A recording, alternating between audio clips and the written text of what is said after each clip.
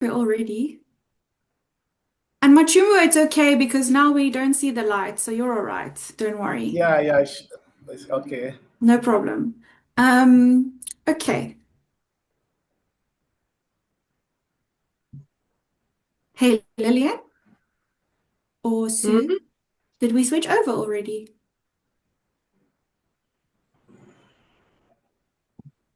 Yes, Yes, we we did. did.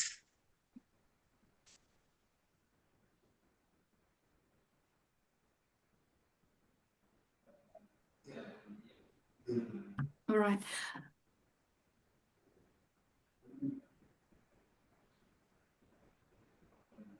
Good morning to those who have joined us. We still have a couple of minutes, so we're just going to wait for more participants to join and then we will start the webinar.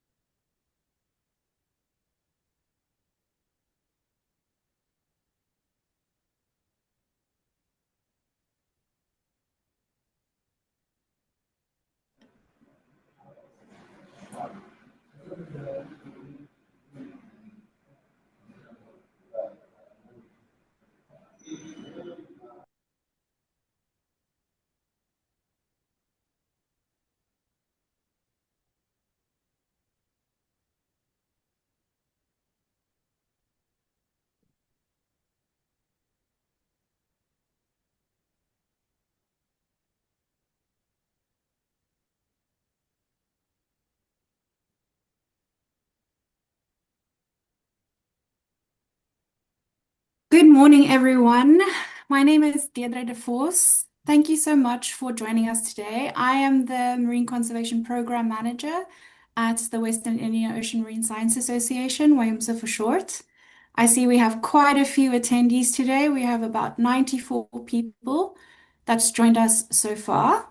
I think we're going to just give 2 more minutes for people to join and then we'll proceed. I see a few of you have started putting your names and organizations in the chat. That's really wonderful. Please feel free to just say a quick hello and a quick shout out in the chat so we can start interacting with each other in the chat boxes. You're very welcome. We'll just give it 2 more minutes.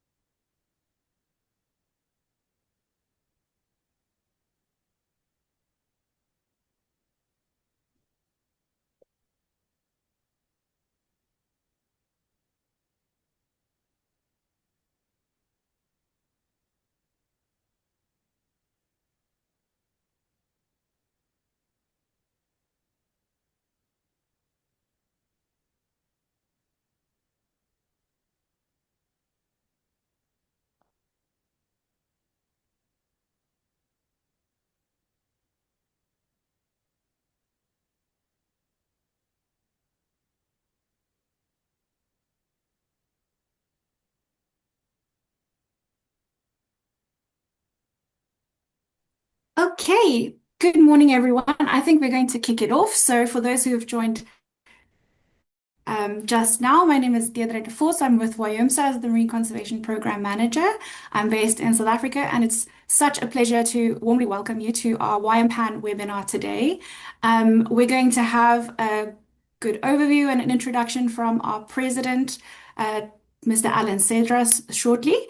But before we proceed to him, I'm just quickly going to also ask our esteemed presenters. I think we're all very lucky to have this wonderful panel of presenters with us here today to introduce themselves. I'm first going to ask, of course, our esteemed president, Mr. Alan Cedras, if you could just quickly introduce yourself to the webinar participants. Hi, good morning or good afternoon, everyone. My name is Alan Cedras. I'm the WIOMPAN president Merci. from Puri? Seychelles. Thank you. Hello, good morning, everyone. I'm Puri Canals, and I'm the coordinator of the Global Network of Marine Protected Areas Manager Networks, from which WIOMPAN is one of our partners. Thank you, Puri. Machumu? Yeah, good morning. My name is Milali Machumu. I work for Fisheries Education and Training Agency in Tanzania. Asante sana. Marcos? Morning all, Marcos Pereira from Mozambique. I'm a marine biologist and the Mozambican chapter for WIOMPAN. Thank you. Obrigada. All right, with that, Alan, kindly proceed and introduce our session. Thank you. Okay, again, good morning for the one that just joined, or good afternoon. So on behalf of WIOMPAN, it is my great pleasure to welcome you to this MPA Day theme webinar held under the theme Ocean Protection Meets Human Connection. So let me warmly acknowledge all participants joining this 1 hour webinar, representative from marine protected areas, government agencies, conservation organizations, researchers, community leaders, and students committed to the future of our ocean. Protecting the ocean is a shared work, and it depends on shared commitment.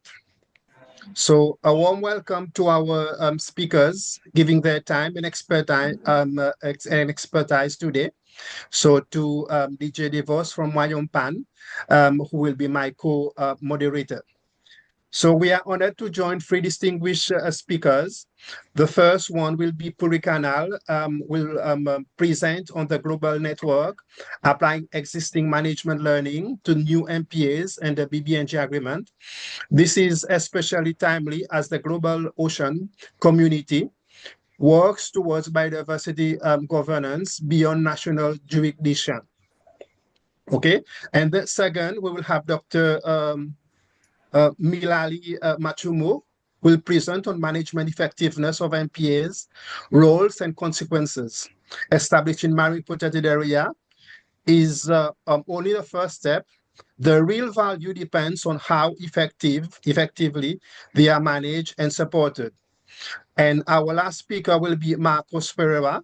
He will present on the building capacity for effective marine conservation, the Mozambique journey, a practice inspiring lessons for wider region. Today's film carries a profound message for marine protection, and often marine protection discuss technical terms, boundaries, zoning, governance, legal mandates. All are essential, but not sufficient on their own. At the center of every successful MPA is a human story.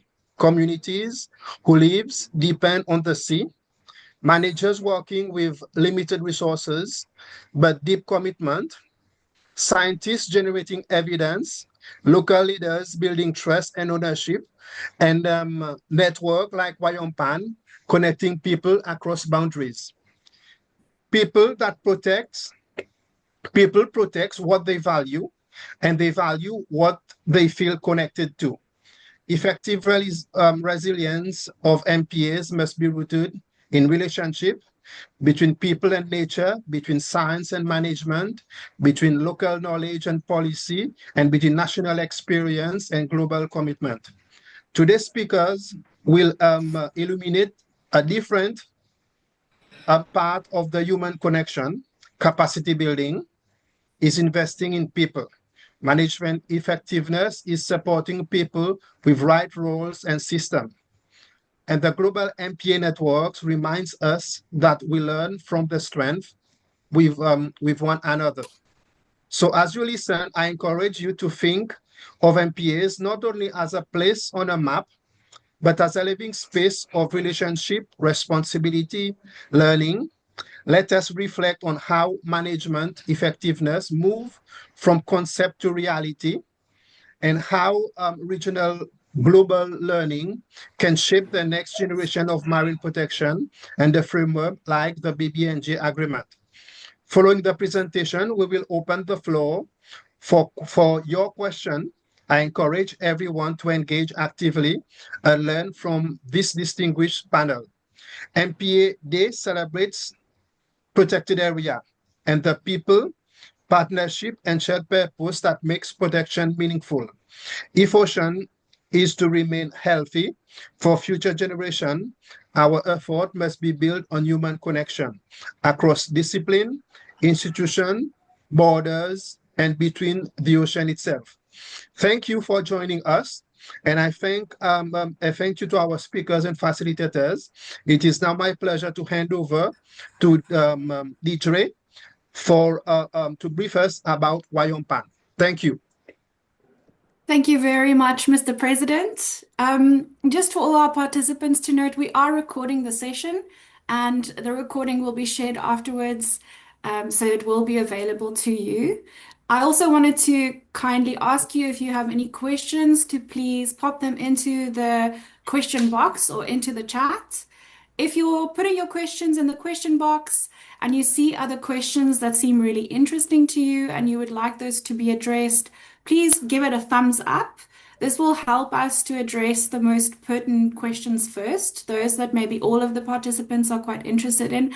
Maybe you have a lot of questions and we might not get to all of them in the session, but we're going to try our best to address as many questions as you might have. All right, and with that, I'm going to be giving you a quick overview of the Western Indian Ocean Marine Protected Areas Professionals Network. It's a mouthful, it's WIOMPAN for short, and it's essentially a knowledge sharing network across the Western Indian Ocean region. You can go to the next slide, please, Sue. So why do we need a regional conservation network? We know that Target 3 or 30 by 30, as it's better known, is asking for better coordination and collaboration. But as much as this target is about expansion, it really is also about making sure that those areas that we're expanding or those new areas that we might proclaim are actually being managed effectively, because we don't want to be sitting with just a bunch of paper parks or MPAs or ocean conservation areas that are only there in name. And for this, it's increasingly important to have a network of professionals and practitioners that have localized and contextualized knowledge of these areas that they're working in, that they can actually share and translate to their colleagues in other countries or other MPAs, even within the same countries. Next slide, please, Sue. So what we aim to do with WIOMPAN is to create a network of highly connected, effectively managed WIO-MPAs or ocean conservation areas that are supported by professionals.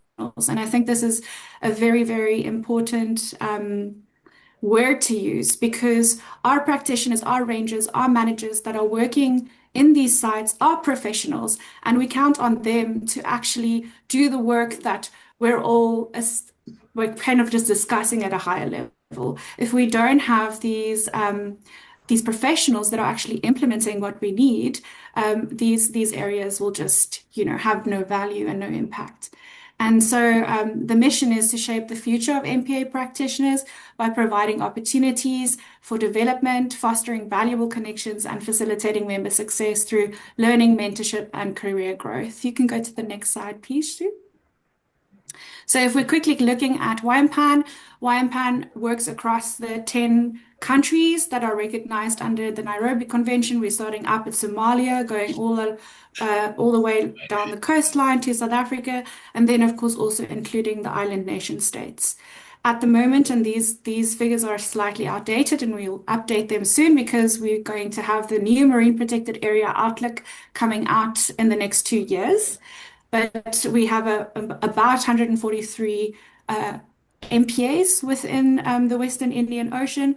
We have more than 300 locally managed marine areas or community managed areas that spans across about 550,000 square kilometers. You can go to the next slide, please, Sue. And how WIOMPAN then is structured to actually work across these vast areas is we have the president who you've just met, Mr. Alan Cedras, and he is supported by the WIOMSA Secretariat and the WIOMPAN coordinator. But I think where the rubber really meets the road is through our country chapters. And so each of the countries in the Western Indian Ocean has a country chapter that's chaired by a president or a chair. And through these country chapters, WIOMPAN actually implements a lot of their activities. You can go to the next slide, Sue. And so what we've basically also, I think what makes the network really useful is that it provides a space where practitioners can come and really, from the horse's mouth, say these are the issues that we're facing within our MPAs or within our ocean conservation areas. One example is we had a WIOMPAN regional meeting in 2023. It was our biggest yet. We had about 100 people pitching up from different MPAs, from community managed areas, and we asked them, what are the barriers you're facing within your MPAs? I'm not going to go through the whole list. I think it's fairly well known what some of these issues are. You know, we have large areas with inadequate staff and with inadequate support. We don't have enough budget to manage these areas. We don't have adaptive management practices to adapt to extreme situations within these areas. We have a lack of proactive compliance, enforcement strategies, lack of equipment, etc. So, like I said, this network really brings together the knowledge from the people that are working within these areas so we can come up with better strategies and help support our practitioners. Next slide, please, Sue. And so one of the ways we're doing this is WIOMPAN came up with a strategy, and we call it the WIO Workforce Engine. And essentially, it's built on 3 pillars. We have the train, retain, and reform framework.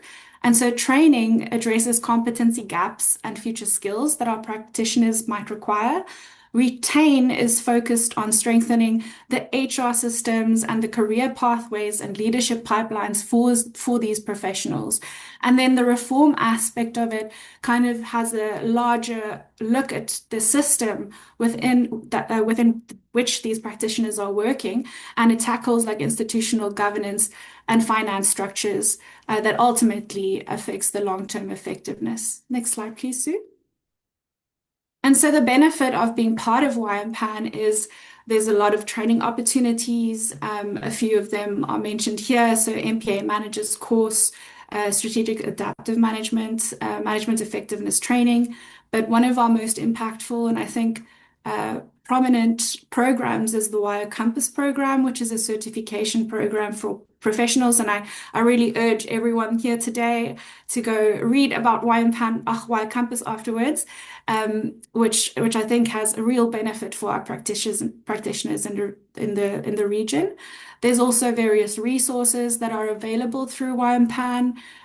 So different kinds of toolkits, specific information about MPAs, scientific publications, and we are also doing our best to translate these materials into accessible language. At the moment, we are managing to translate these materials to French and Portuguese, and hopefully some time in the future, we can start looking at, having more accessible translations. So another thing that I think is important to add here, that's fine, so you can stay on that slide, is that WIOMPAN, you can go to the next slide, Sue.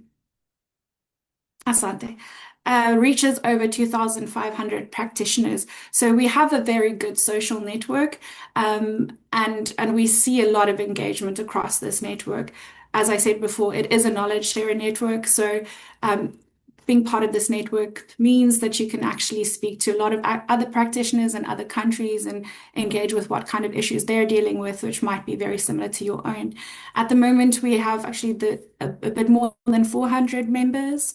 And as I said, we've got our country chapters, which also get together annually. So we've had 8 country chapter meetings. We've had 3 regional WIOMPAN meetings since 2023.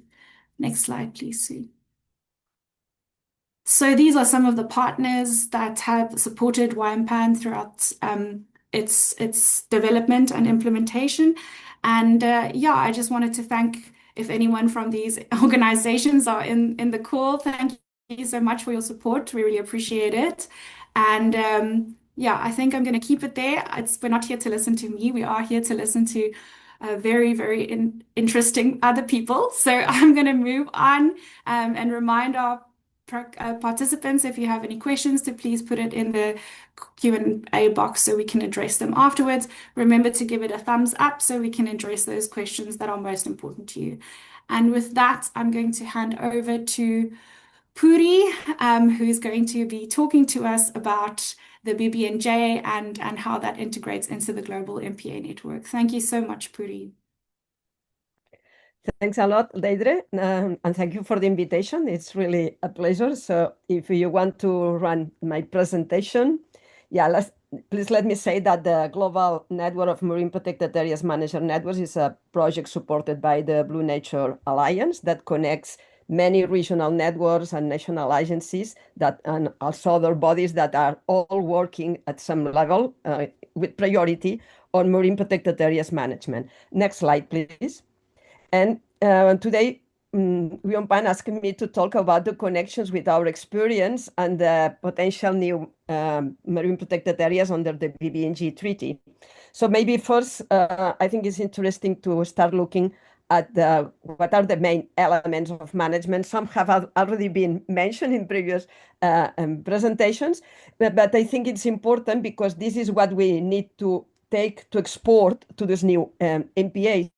So when we talk about management, we focus on how things are done. While, for instance, if we compare with governance, which are intimately connected but have different objectives, when we talk about governance, we focus on who decides. But however, the good governance provides the necessary legal structure and legitimacy for effective adaptive management. So it's very important that we start considering the management of marine protected area at the very beginning, and the governance really allows for a good management. So we talk about management. Those are the effective efforts to achieve the objective, the long-term conservation objective, is what allows us to implement the specific tools, activities, and strategies to achieve these goals, and also involves many different dimensions: legal, administrative, practical, all those related to the strategies that we designed to conserve and to management, and includes very specific elements that we should never forget, such as zoning, monitoring, restoration, stakeholder engagement and surveillance, regulation of human activities, and enforcement. And above all this, there is something called budget. So we need also economic resources and, of course, human resources. So all these are elements that we need to keep in mind. And not all of them will be exactly the same for the new MPAs under the BBNJ Treaty, but some of them definitely must be equivalent. So next slide, please. So, for instance, probably the best models for these new MPAs will be what we call the large marine protected areas, because most of our protected areas are coastal and not always of big size, but few of them are big enough and are far away from the coast that can be more similar to the characteristics of the new MPAs that we can create under this new treaty. For instance, the size, we are talking always about big surfaces, more than 30,000 square kilometers. The ecological scale, this is very important because those large marine protected areas doesn't protect only isolated habitats, they protect entire ecosystems. And this is very important for accommodating the needs for protection of migratory species, in particular megafauna. Also, another characteristic that we will see in the new ones is the location and remoteness. So most of these large marine protected areas are very far away. But also in terms of biodiversity representation, as I said, the fact that we are talking about managing entire ecosystems, this provides support to really protect ecological processes and many different habitats also. For instance, deep sea corals, you will never find in coastal MPAs. And in terms of management and enforcement, this size and the distance also pose real big challenges for monitoring and enforcement. Sometimes we need to apply dynamic management approaches because not always the boundaries match with the movement of a species. So this requires a specific approach that these large MPAs might have nice examples to be provided to the new ones. And also the social and cultural significance may be a distinctive element because when we talk about large marine protected areas, most of them, you will see the examples I found, include a strong presence, human presence, and a strong relevance of the social and cultural significance. This is not clearly the same case for BBNG new marine protected areas. Probably, I'm not saying that will have not relevance, but probably the characteristics will be quite different. So added value of those large marine protected areas is the fact that represent the species with varying distributions, provide protection for a species currently underrepresented in the classical small MPAs, and also facilitate climate change resilience, which is very relevant. And this is also a component that we will see in the new ones. And the challenges are basically the lack of data to assess the effectiveness of the management of those large marine protected areas today, that they are not global databases on MPAs that to classify the categories of protection, and also the lack of enforcement in most of those large MPAs. This, if we connect also with the lack of permanent and updated data for migratory marine species that are part of the objective and benefits of those large marine protected areas. So next slide, please.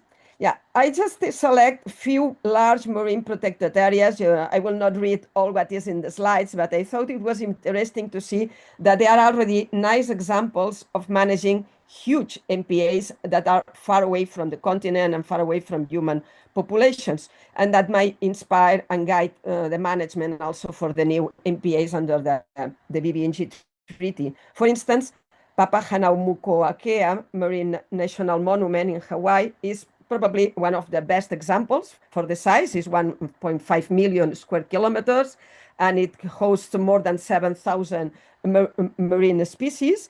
But it's also very relevant for the cultural significance of native Hawaiians.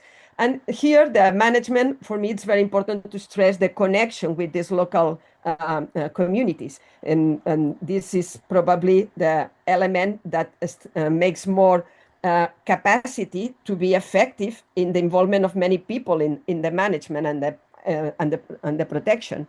So in this case, we are talking about an MPA that have good resources in terms of staff, in terms of money. I couldn't find the figures in the websites, but probably not everything is public. But talking with people that is involved, they told me that it's an MPA that is well managed. One example, for instance, is the recognition by the Blue Park Awards of the Marine Conservation Institute as a blue park. And maybe something interesting to mention in here is that in terms of management, of fisheries activity, it's quite similar to what the BBNG agreement proposes, that the fisheries management continues in the hands of the fisheries bodies, but with good coordination with the environmental body that takes care of the overall management. Next example, please. This is a completely different example. Next slide. Yeah. is the Pelago Sanctuary. And I put here not so much for the management dimension, but I thought that it was interesting as an example of an international marine protected area created that already exists. It was created by three Mediterranean countries, France, Italy, and Monaco, in 1999, and entered into force in 2002. And in this case, it's just the objective is the protection of marine mammals, mainly cetaceans. And this is an international agreement between three countries. It's the only international marine protected area in the Mediterranean, recognized as SPAMI, that means especially protected areas of Mediterranean interest by the Barcelona Convention. And the management is shared. Every country is doing its own activities, but they agree, and it's a very interesting forum with many other stakeholders to really involve many people on this. And it hosts many coastal relevant Mediterranean marine protected areas. So I think it's also a nice example. Next slide, please. Here we move to the Pacific, and this is one of the most interesting examples in terms of how, starting by networking between managers and responsible people of marine protected areas between different countries, triggers a process of cooperation that in long term, because we are talking about more than 25 years of connection between marine protected areas of Colombia, Ecuador, Panama, and Costa Rica. And these long-term exchanges on science and management lead to now a political context of strong commitment with all the governments to really that allowed to enlarge the protected area, because initially was 43,000 square kilometers. They enlarged with additional MPAs. So now the surface is really, really bigger, and even connect with other MPAs far away, but they are related by the migratory corridors and the marine connectivity, such as Clipperton and Revillagigedo. Clipperton belongs to France, and Revillagigedo is in Mexico. And for me, CEMAR provides a great example because they work on science, on coordination with a regional governance scheme, with an authority with MPA designation and management, including effectiveness in each MPA, all the process of access and benefit sharing, it's relevant there, and many monitoring management variables that are discussed and doing together with the different managers of the different MPAs in this coordinated approach. So also for this proposal, this recent proposal for a large transboundary biosphere reserve is a nice example of how to build from the basis, starting, as I say, with networking, to build towards regional complex coordination process for marine protection. Next slide are two examples in Chile. You know, Chile is one of the countries with the largest level of marine protection. Juan Fernandez and Nazca Desventuradas marine parks were created in 2016. And it's very interesting also the model of co-management with local communities. And recently in March was enlarged with additional surface. I'm not sure how it's going now, this, because there was a political change in the government of Chile. I don't know at what level this is now put into force, this enlargement. But those are nice examples in terms also of the size and the distance to the coastal, in this case of Chile. And next slide, because this is the last example, is the Sulu-Sulawesi seascape. The Sulu-Sulawesi seascape includes three countries, Indonesia, Malaysia, and the Philippines. And this seascape, I like to mention this because normally when we talk about transboundary conservation, we think in the neighbor countries, but we should think also in large scales. And the seascape is one of the options that IUCN includes for transboundary, as well as the migratory corridors. So I think you should take in mind these different options, just touching MPAs between adjacent countries, seascape for large oceanic areas, and migratory corridors, when we think also for the new for the new areas beyond national jurisdiction. So in this case, was proposed and is part of the work of the Coral Triangle Initiative that includes not only these 3 countries, but also 3 additional ones.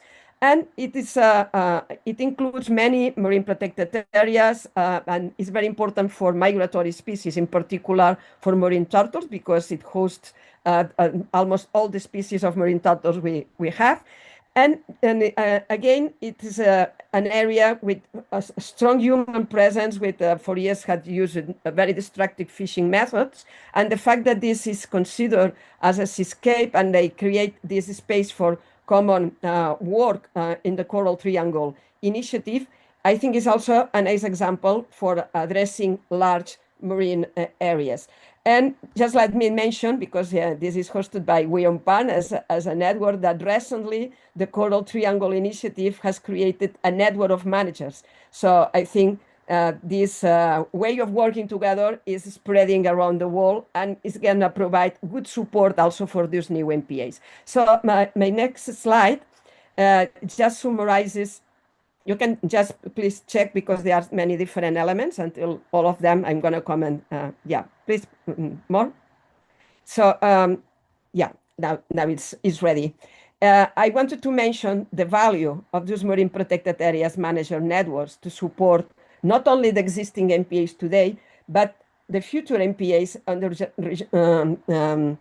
national jurisdiction, because the knowledge of management is not something that you acquire by doing a master degree or by reading books. You need to be on the ground, well, on the water for a while, to really understand all those dimensions of management.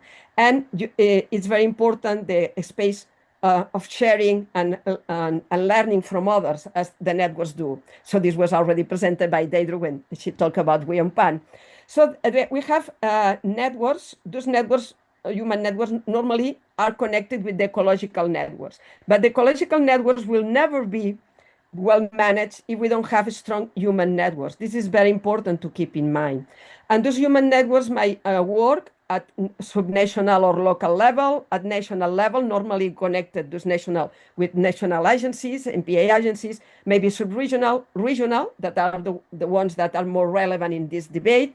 In this case, some of them are also connected with the regional seas conventions, and may also operate globally. So the fact that we are now working together in this global network means that all those regional and national dimensions, when they are put together, may bring also good inputs to international and global dimensions. So I think this is what the main point for my conclusion. And you see here the logos of all the regional partners that are now involved in the global network. They are also the national ones. I didn't put the logos here. And next slide, just summarizing the value of those networks. So if you look at the main components of a management plan, I will not repeat because most of you are familiar with this. So all those elements have to be clearly stated and clearly planned for each marine protected area. So what is the value of a network of managers? Is that provide support to all those different dimensions. For instance, in a resume, drafting and implementing the management plans. This is the crucial one. But also, those networks provides policy support. It helps to the implementation of those international and regional policies. So again, for the BBNG, the networks may be, especially the regional ones, working together, a good support for this policy implementation. They also help on fundraising, a critical point always, and they provide the platform for networking and especially for capacity building. The capacities of the managers are not something that are classically taught in training. So of course you need the specific trainings, but you need permanent update, and those networks provide this space for the update. And finally, also they help on this regional and international cooperation. So marine MPA management focuses on ecosystem-wide protection, but including these cultural and socioeconomic values in addition of nature cooperation, because we should never forget that humans, we are part of nature. We are not separate, even if some of our colleagues think that we are independent. We cannot live with nature. We are part of nature. And the way we adapt along centuries to live in certain areas is something that belongs also to the concept of biodiversity. So this is part of what is in a management plan, and it's part of the values of a network. So my last slide is just to say thank you very much for your attention, and I will be glad to respond any question you might have on this. Just to tell you that as Global Network, we are in contact with a lot with the CBD Convention and also with the OALOS as the UN body in charge of the BBNG, and we are providing those inputs because the objective is also that this management is considered from the very beginning of the establishment of those new international MPAs. Thank you very much. Excellent. Thank you so much, Puri. We're going now to our next speaker, Dr. Milali Machumu. We're very excited to hear you, Milali, and you're welcome to present. Asante sana. Thank you. Once again, hi. My name is Milali Machumu. As I introduced at the previous, I work for Fisheries Education and Training Agency in Bagamoyo, Tanzania. It is a pleasure to have this opportunity to share a little which I have on the subject matter, which is management effectiveness of marine protected area. I will start by status of the marine protected areas. Let us start by reminding each other, what does the term marine protected area mean? A marine protected area is an area of marine or land, or both marine and land, dedicated for protection and maintenance of biological diversity, natural and cultural resources using laws or any other effective means. Globally, about 8% of the ocean is designated as marine protected area with most of the nations. And most of the nations currently are aiming to protect 30% by 2030 under the Kunming-Montreal Global Biodiversity Framework, which is a historic treaty on the conservation of biodiversity. As Deidre said, in the WIO region, currently we have about 140 MPAs, and it is actually most of these MPAs are under the government. However, their progress varies widely. And this is due to various factors like remote existing of some marine protected areas, enforcement. So it is rather difficult sometimes to achieve genuine conservation, and this remains to be a challenge worldwide. Declaration of establishment of MPAs can easily showcase the increased commitment for environmental protection of different countries, but it only provides a false sense of security because most of these protected areas are paper packs. And when I say paper packs, it means that there is inadequate or there is no management interventions at all. Hence, there is a need for further evaluation of effectiveness of MPAs as a tool for coastal resource management. Next slide, please. Now let us see management effectiveness. What is management effectiveness? Management effectiveness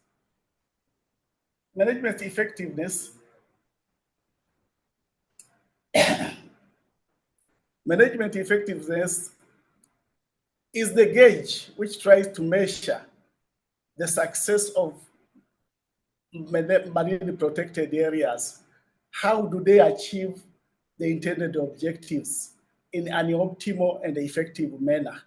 So management effectiveness is like a gauge which tries to see how marine protected areas are faring well to achieve their objectives. But also, since the long-term success of MPA depends on the demonstration of their useful and appropriateness as an effective natural resources management tool. And that is why such evaluation reveals a desirable effect and the management intervention through evidence of results rather than the basis of educated guesses. So management effectiveness is very important to give evidence-based results rather than remaining on the educated guesses, and sometimes gut feelings. Management interventions in the country are currently measured by relying on short-term projects evaluation reports with limited data evidence. And not only in our country, I'm sure even in many countries worldwide and also in the WIO region. Management effectiveness of MPA leads to other coastal and marine management processes and principles. For example, community-based enforcement, poverty reduction, sustainable tourism, institutional capacity, and also awareness raising. Now let us see many aspects of management effectiveness. The first one is strategic planning. In order to achieve management effectiveness, we need to make a strategic plan to make sure that we define actionable objective and establish long-term directions. Another thing is to resource integration. This is a skillful coordination, human, physical, and the financial resources, and it involves putting the right people in the right roles and utilizing tools efficiently. Another aspect is leadership and the motivation. This is very important for inspiring, guiding, and supporting the team member on the ground. And the last but not least is the issue of performance monitoring and control. This is for evaluating individual and the team performance against established metrics. And this also sometimes involves providing measures which are supposed to be taken. Now let's move to the roles of management effectiveness in MPAs. The roles of management effectiveness are divided in two outcomes, namely ecological outcomes and social outcomes. Ecological outcomes involve conservation, ecological conservation. This is to ensure that human activities are controlled to safeguard critical habitats like mangrove, corals, and the seagrass beds. But also another ecological outcome is biodiversity recovery. These are highly effective MPAs, especially in not area zones, which experience significant increase in fish biomass, coral reef, and other ecological systems. But also we have habitat protection, which refers to effective data enforcement that prevents destructive practices in the area. And another one is climate resilience, which is well managed of MPAs that foster resilience of ecosystem and their biodiversities. Another role of management effectiveness in socio-economic outcomes include fisheries enhancement. This is done by protecting breeding populations, effective management MPA results, and this helps in spillover effects. For example, if you conserve no-take zone, it means that fish will move to another areas. So this is very important, and that is why we need to have this one. But another area is on ecotourism. Healthy marine life supports sustainable tourism, but also community well-being, and also livelihood support, which tries to balance conservation and the community needs so that to achieve sustainable development. The last one on socioeconomics is adaptive governance and the monitoring, and this allows managers to adapt. And as we know, when managers are adapting, are trying to make adjustments on the actions based on the lessons learned so that we can improve performance of our MPAs. Next slide. Now let us see the consequences of management effectiveness. This means that if there is ineffective management, there are some consequences regarding meeting the intended objectives of our MPAs. For example, evaluation of protected area is crucial, as their failure to protect biodiversity erode the public and the political support for conservation. This is very important because if you conserve and the area is not doing well, it means you need public and political support. And these are very important for conservation. Another thing is paper parks. As we know that paper parks are parks without management intervention or with inadequate management intervention. For example, if we have many paper parks, it means our parks continue to suffer from continued overfishing, pollution, and the degradation of resources. Another consequences is resource conflict. If we have inadequate management, it means that there is weak enforcement and often lead to illegal poaching and the conflicts between the resource users, for example, local artisanal fishers and the industrial operations. But also we have issue of ecosystem shift, where regulated tourism or unmonitored human intrusion can cause too many damages and they can destroy our resources which we are intending to conserve within the protected areas. Now let us go to conclusion of in relation to management effectiveness. Worldwide, there are increasing requirements for evaluation of all management programs, and the MPA are no exception. This has been done because we need to know if we are moving well or we are marking time or we are doing well.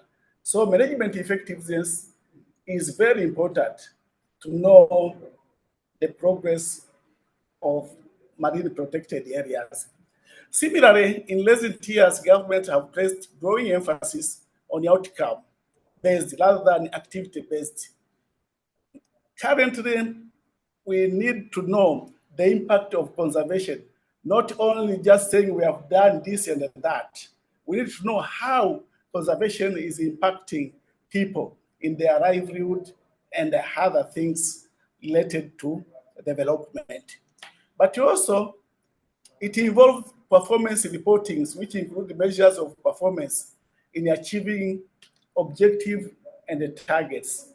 And that is why I said sometimes we use adaptive management so that we can drop things which are not doing well and move with things which are doing well, so that we can improve our performance.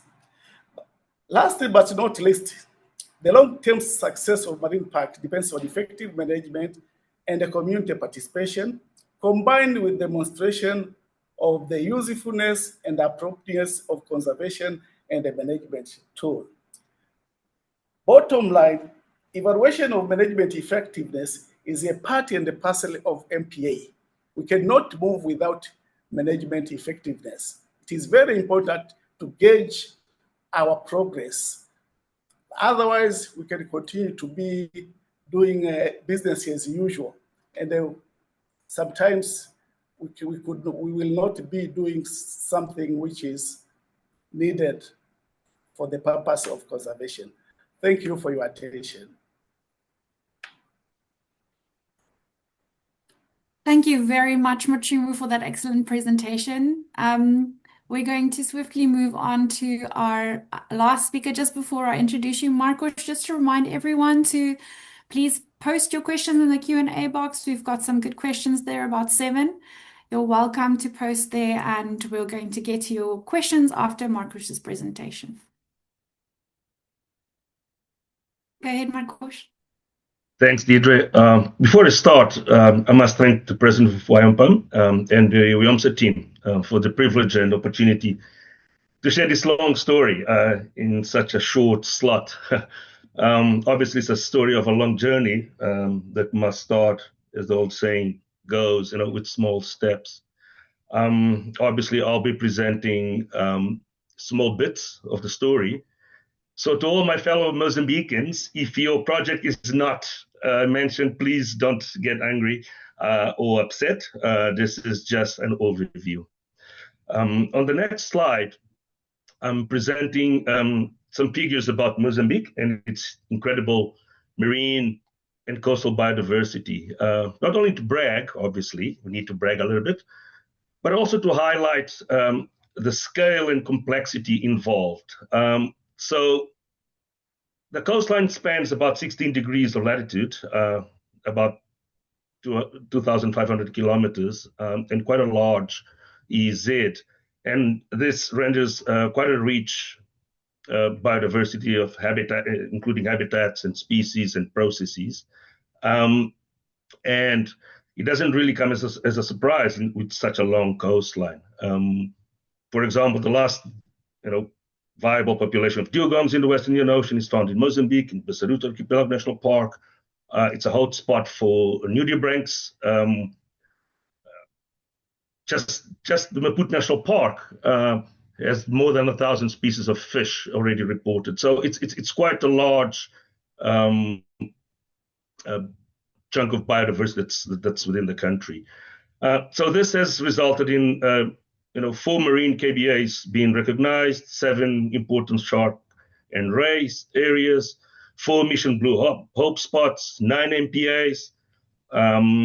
At the moment, more than 200 LMA initiatives have been identified, and the very first African marine transfrontier conservation area between Mozambique and South Africa has been proclaimed. So it's quite a lot.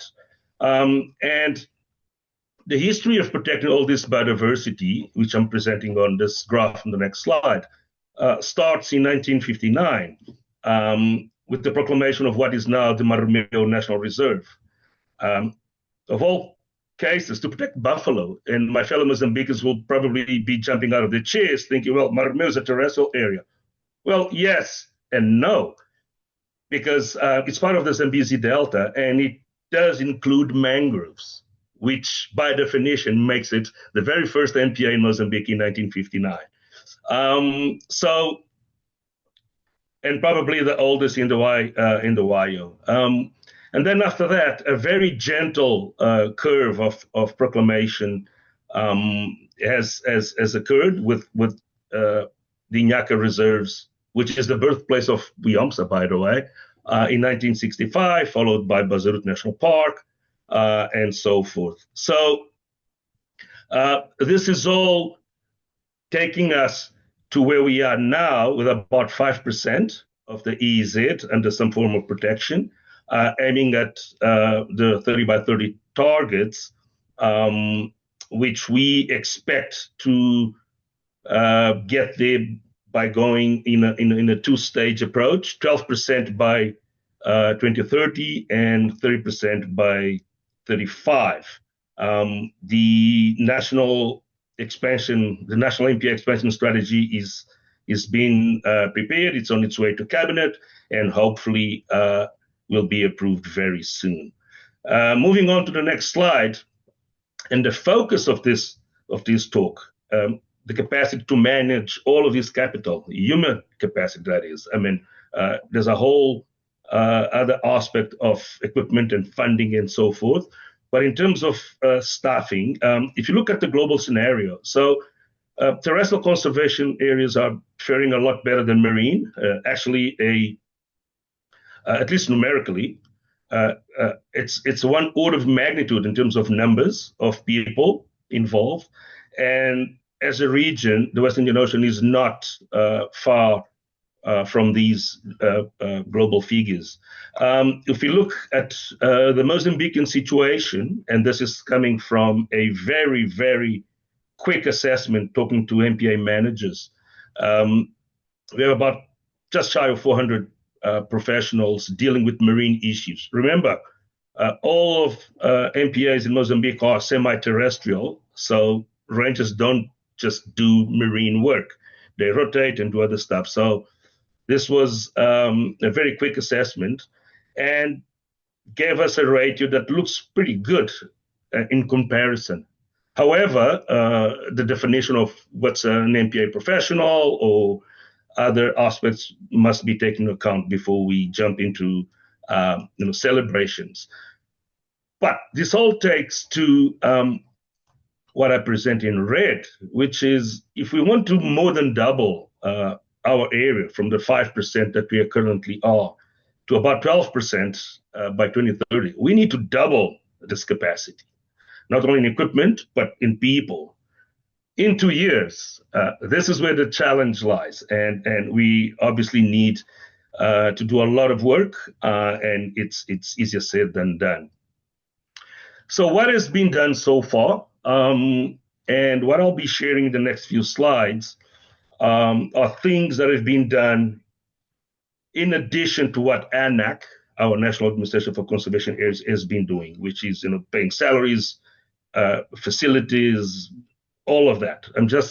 I will be highlighting stuff that has been done in complement to those efforts. So we started our Mozambique WIOMPAN chapter 3 years ago. 2 meetings have been held so far. There's a WhatsApp group where somewhat regular communication has been flowing. So that was a very first step in gathering the community and trying to build it. After that, the other important aspect, I think, is WIOCOMPA certification, making sure that our professionals are actually up to standards. We had our first Portuguese certification event last year. 2 assessors were certified. And I'm proud to say that Vanessa, our very first lady L2, was successfully certified. She was pregnant, the latest stages of her pregnancy last year, and she championed it and obviously made everybody very happy. So we expect to have a L1 event this year. So things are moving fast in that regard. This activity was quite an interesting one. It was what we call the no PowerPoint training.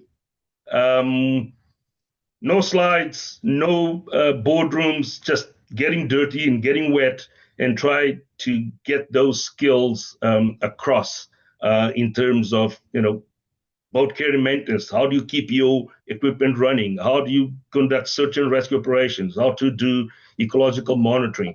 So this was held at Maputo National Park, and it was quite well attended, and we're very happy, and hopefully we'll carry on doing that. The next one involves LMMAs. This is part of the strategy, not just formal MPAs, but LMMAs, and WIOMSA and WIOMPAN has been very supportive of this, apart from other partners.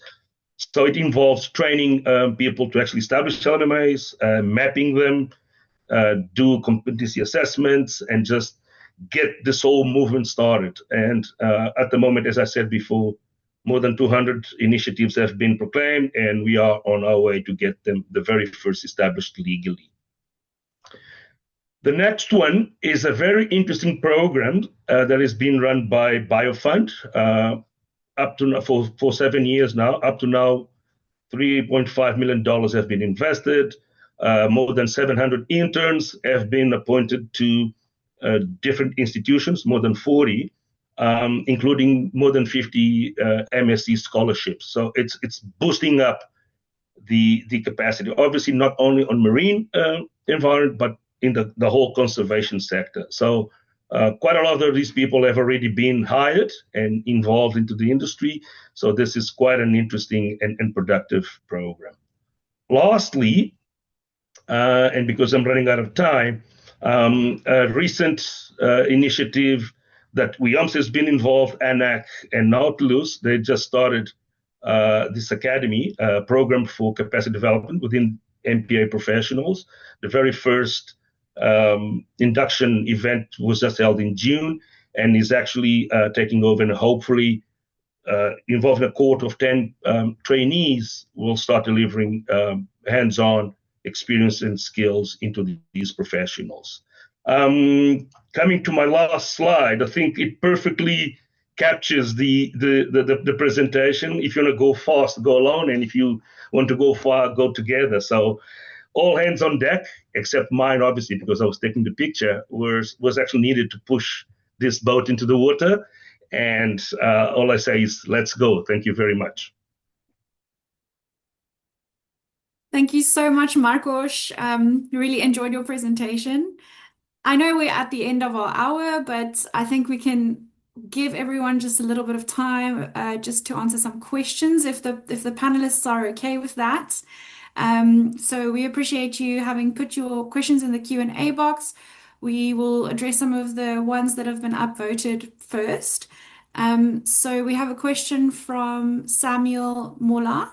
My question for WIOMPAN and regional partners: how can global frameworks and regional networks ensure direct funding and technical support reach local LMMAs on the front lines where community stewardship actually happens? And so, Samuel, I will actually take this question. So I think that we understand to truly support LMMAs, we really need to move away from this tokenistic way and approach, and you know, the communities really need to start becoming the custodians of these areas that they're effectively managing at the moment. And so there are different avenues that I think we can support this. Of course, we know that it's important for these LMMAs to be recognized. We know that we need to build some capacity for management and governance within these areas, and we know that these areas need financial support. So as a network at WIOMPAN, we have a few different strategies. You know, we are also working with governments and their marine spatial planning processes. And I think it's very important that community managed areas and LMMAs and communities actually start participating at the planning stages already. And I think simple things like what Marcos is doing in Mozambique, having mapped all of the LMMAs in Mozambique, was a really important step towards their legal recognition and them actually being incorporated potentially in some of the spatial planning processes of the government. Another way, of course, is OECMs. We've seen a lot of drive within the region to recognize LMMAs or community managed areas as OECMs. And the kind of support we can offer is to potentially do some of the first assessments of these areas and to try and understand, you know, what are the capacity gaps that are existing currently for the sites that need to be addressed for them to ultimately be recognized as OECMs. And so, yeah, this is something we've been working on with other partners. Cordio has been working in Kenya, Madagascar. They've done some work in Mozambique and in Tanzania. And in fact, they're currently working on a project where they're looking at the JCMAs in Kenya and how these could potentially be recognized as LMMAs, or as OECMs. And then, of course, the capacity for management. There's a few partners of WIOMPAN that's working on that. As Marcos mentioned, we've developed the LMMA competency framework, which is a framework essentially that also assesses what the gaps are at the site level and what capacity support is required. And then the financial support ultimately, I think, is where the rubber meets the road. And I think this is the most tricky part, but I know that there's quite a few initiatives, actually, a particular one from IUCN that is considering to create an LMMA conservation trust fund. And this trust fund should address LMMA needs directly. So there's also different kinds of initiatives from other partners. I think if you were to look at if you were to look at those initiatives, you know, there's hope that finances could ultimately trickle down directly to communities. And I know there's certainly a lot of the NGOs and partners that are working on that particular component within the WIO. I see that, Alan, your hand is up. Did you want to add anything? Yes, I just want to add on what Dietrich has put forward. You know, WIOMPAN is the platform where all the LMMAs, OECM, MPAs benefit. It's not only through getting access to finance, but getting access to technical support and other type of support that will enable. So the platform itself, if you put a value of what the platform can offer, it will enhance the effectiveness of LMMAs, specifically OECM, as well as MPAs. So by joining WIOMPAN, you are putting your LMMAs or network of LMMAs in the forefront of getting help that will help with the effectiveness of those sites. Thank you. Thank you, Alan. Then I'm going to move on to a question from Frida Fondu. How effective is ecological monitoring in the high seas? Do you think the current monitoring systems are working well, or are there significant challenges that still needs to be addressed? I think, Puri, if I can hand over this question to you. Yes, yeah, that is a very critical question. So it's not effective enough today for sure. The kind of systems sometimes may be applied, but not always. The most similar ones will be those of the large marine protected areas, but the monitoring cannot be done as in a coastal marine protected area. So normally this requires more technology and more budget because everything is more complicated. So for me, one element that is important is that we progress towards having a continuous monitoring from coastal areas to international or high seas. Not all the international are high seas, but anyway, a continuum from the coast to the international waters. Will be the desirable ending of this process of creating new MPAs. So that means harmonizing also the monitoring and sharing and doing management that is coherent and complementary one from each other. This, I think, is what we need because everything is connected in the ocean, and we need to monitor not just in isolated places, but what's going on in large dimensions. So, but yeah, the response is not effective at all, but could be if we put more funds, because if we have money to track any kind of device that might create war, we can track species. It's just a question of where humans put the priority of their investments. So I'm sure that if technology exists or can be developed, the point is there political will to do it. Thank you. Thank you, Puri. Okay, we have another question from Frida, actually. Her question is about the incoming International Marine Protected Area Congress 6. So Impact 6. Puri, I think you can leave your camera on. In fact, if all of our panelists could please put on their cameras, this is our panel session. Let them see us. What are the plans in place concerning youth and local community participation in the Congress?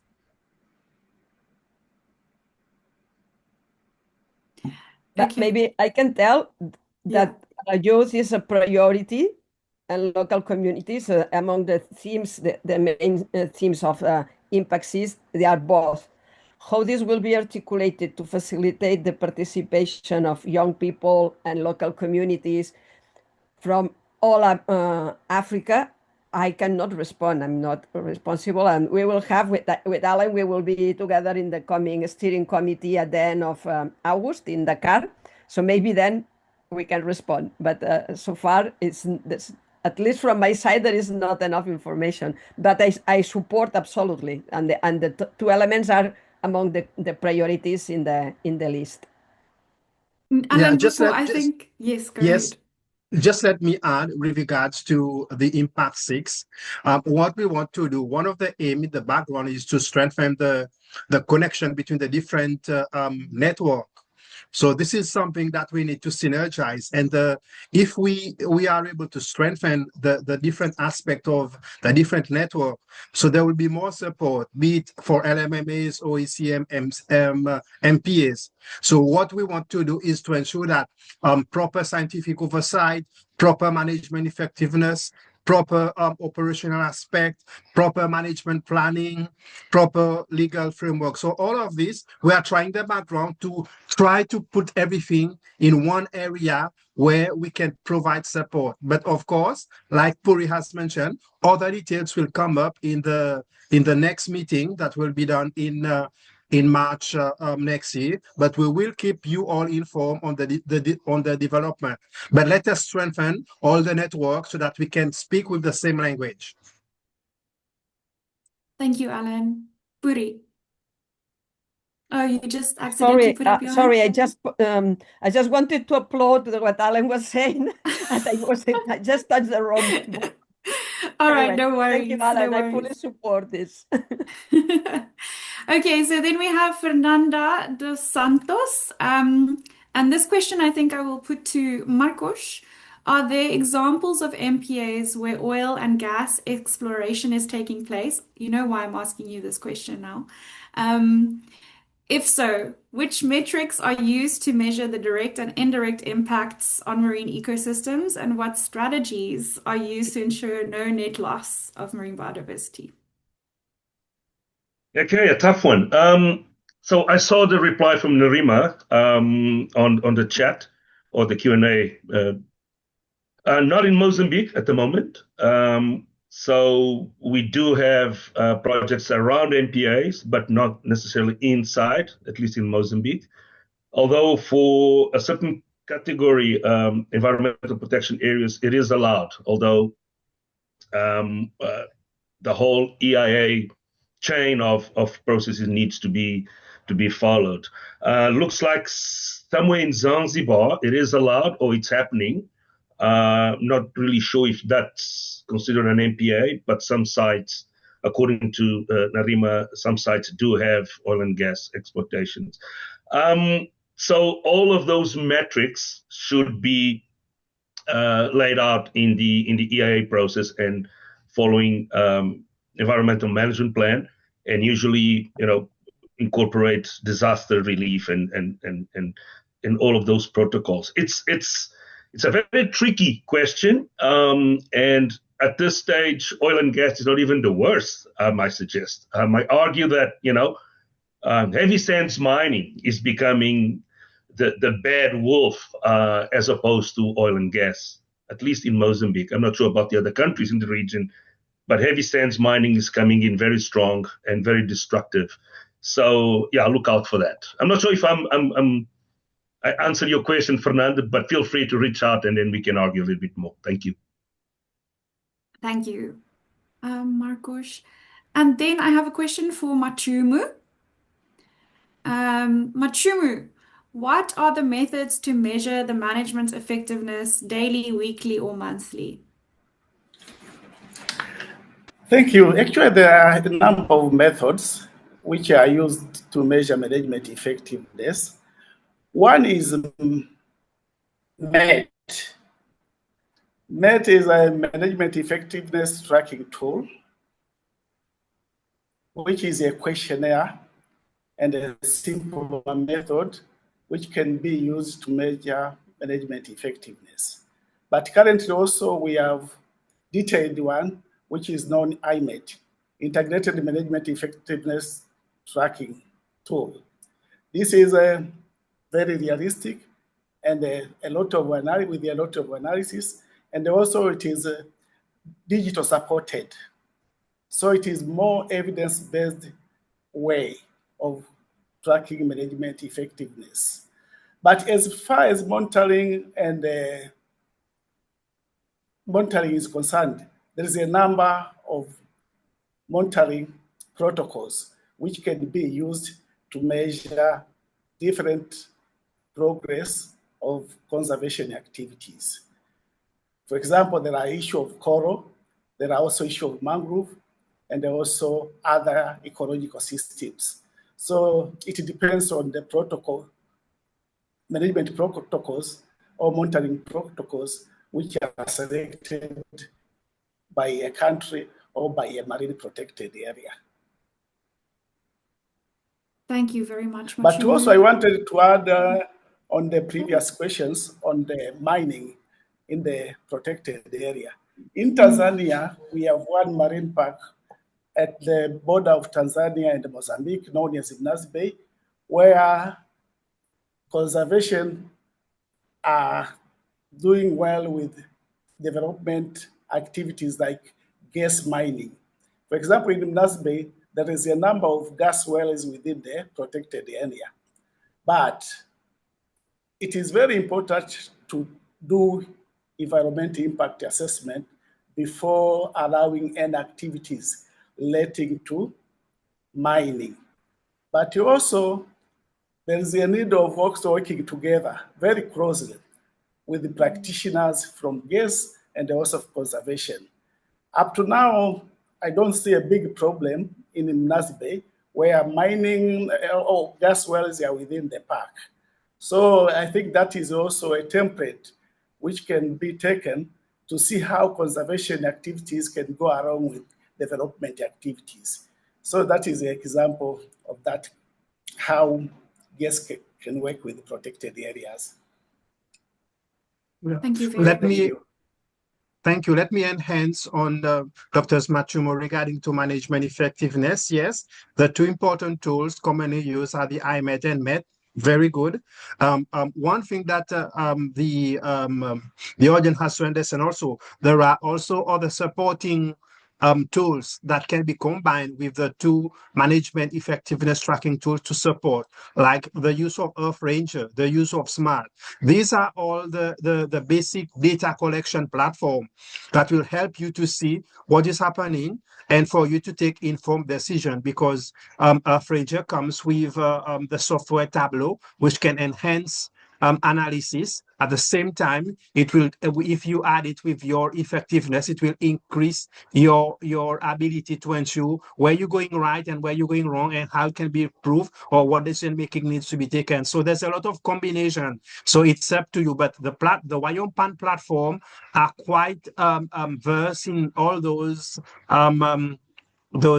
technologies and tools. So joining us will be able to get you more access and how to use it effectively. Like IMET, Seychelles has been using it for the past 3 years, and we have got very good result for decision making in terms of staffing, in terms of financial, in terms of operational. So these are the good platform. Thank you, Dr. Machumu. I just wanted to put a little bit of icing on the cake to polish it.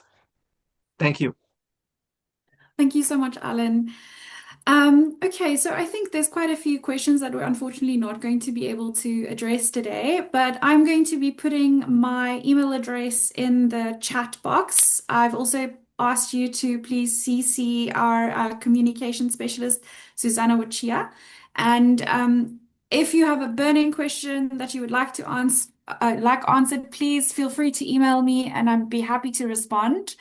I would want to just also thank all of our panelists who joined us today. It's such an honor, and your presentations were just wonderful and very informative.